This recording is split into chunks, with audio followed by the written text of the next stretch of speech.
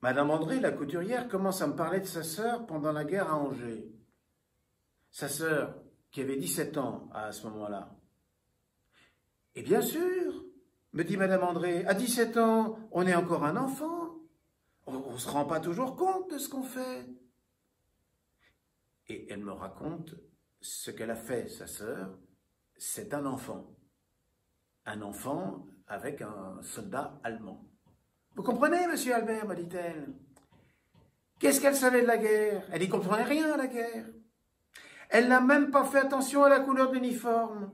Oui, c'était son premier amoureux. Vous savez ce que c'est? Ils se sont connus au bal et puis ils se sont revus. Ils ont découvert l'amour ensemble. Il était tout jeune lui aussi, 18 ans. Ils n'ont pas pensé à après. Alors, bien entendu, quand les Américains sont arrivés, il s'est sauvé avec les autres. Il a eu peur à son âge. C'est normal. Et ma sœur s'est retrouvée toute seule avec un bébé de quelques semaines sur les bras. Mais qu'est-ce qu'elle me raconte, Madame André? Qu'est-ce qui lui prend? On n'était pas bien là, sans parler? Qu'est-ce que c'est que cette guerre dont elle parle? J'ai pas eu assez de ma guerre, il faut qu'on me parle de la guerre des autres maintenant. Mais l'histoire n'est pas encore finie, c'est même que le commencement. On est seulement à la libération. À la libération, ma sœur a été tondue et on l'a fait marcher toute nue avec d'autres qui étaient tondues, nues aussi.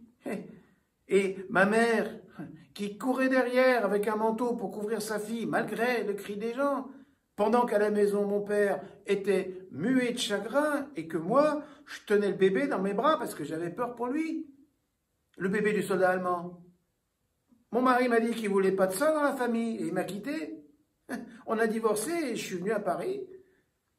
À la maison, maintenant, le bébé commence à marcher. C'est une petite fille.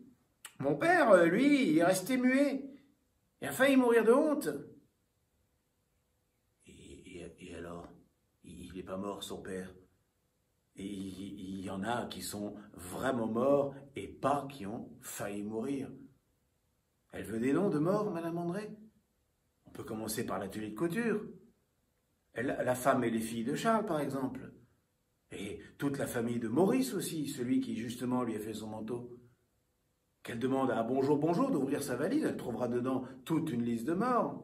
Mais naturellement, je ne lui dis pas tout ça à Madame André, parce que je vois bien les larmes qui coulent le long des joues et qu'elle ne prend même pas la peine d'essuyer tellement les mots sont difficiles à dire.